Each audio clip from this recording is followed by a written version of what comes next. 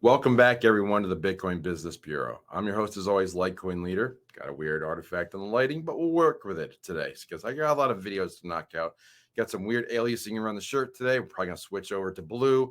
But for this video, I'm going to stick with red because we're talking about real estate. Red, real estate kind of goes together.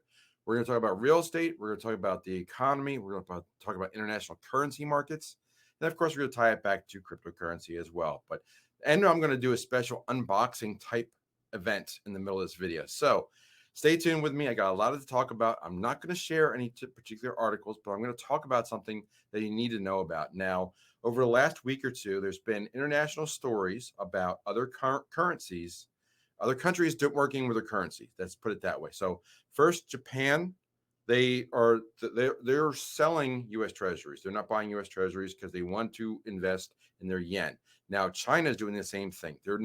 They are divesting or selling U.S. Treasuries to put more money into their own currency. Why are they doing this? Well, you've probably heard by now. If you don't, you should check out Dixie or DXY.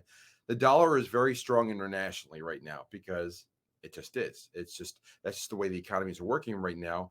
And the Fed policies have the dollar is stronger than everybody else right now. Okay, so that's a double whammy for other countries because they owe debt to the United States. They owe debt to other countries or to the United States with those treasuries in the form of dollars. So those dollars are expensive for them to buy in yen or won or other currencies, and they have to pay the interest rates. So they're getting hit double whammy. So the dollar is strong. They have to get that, and their currency is weak. So what they're doing instead is countries are like China and Japan are saying that they're not buying U.S. Treasuries anymore. They're selling them actually, and they're doing it to prop up their own currency, to boost their own currencies.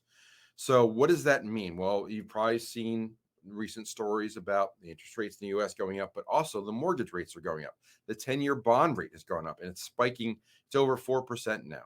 So when that happens, other countries they're going to follow suit. And what happens then is that with them selling U.S. Treasuries, inflation goes up, the dollars come back to the U.S. because there's nowhere else for them to go, and that boosts the cost of real estate.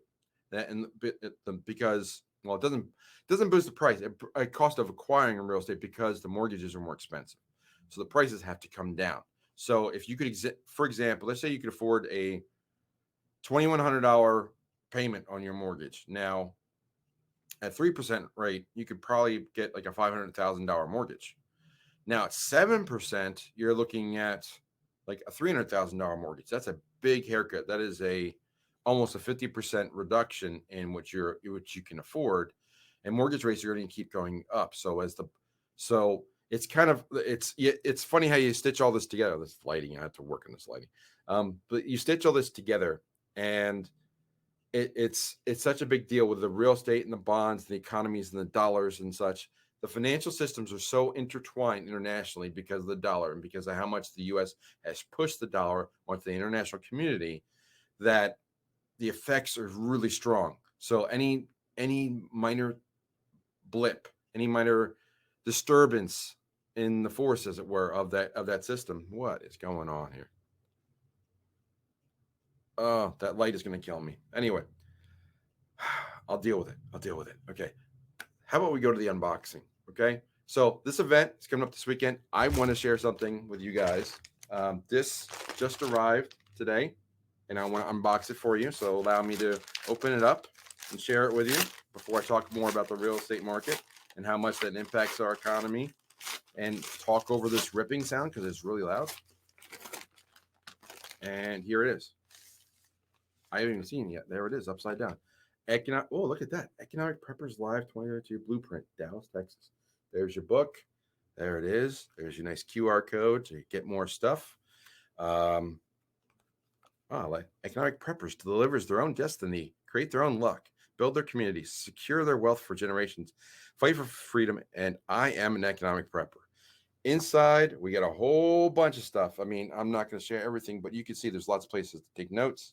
At the beginning, you can see whose blueprint it is. Welcome to the event. All kinds of stuff in here. This looks really good. It's the first time I'm seeing it. I mean, not in physical form. Oh, look at that. There's 3 handsome guys that are going to be speaking to you on Saturday. So if you're ready to come on out, come on and see us as we speak out there. 3 good looking guys, and we'll be dressed pretty good too. We'll be there Friday night at our event, and I have to fix that lighting. It's going to drive me nuts, but it is what it is. We have our Friday night happy hour at a place called the Reserve, and we're gonna be there in Texas, and Dallas, Texas, of course. We're gonna meet there, and we're gonna take our VIPs over there, and that's on us. And then Saturday morning we have a breakfast for our VIPs, and then all day Saturday you get to hear about all this good stuff where we have not 1, not 2, but 3 guest speakers. We're gonna hear about. I'll talk about silver and our guest speaker on that in another video that I'm going to make and probably release, Thursday or Friday. But if you're not attending yet, what's holding you back? What is your barrier to joining us to hear about all these different things? Cryptocurrency, gold and silver, real estate, all these different things, how to tokenize all these different things, how this is the new economy you need to be aware of. All right. You need to be prepared and not scared because things are changing dynamically. Back to the real estate thing real quick. So, by the way, what is your barrier? I mean, what's preventing you from joining?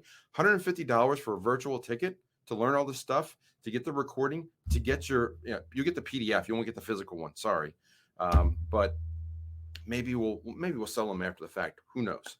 But in any event, you'll have this. You'll be able to take notes. You'll be able to watch along all day long.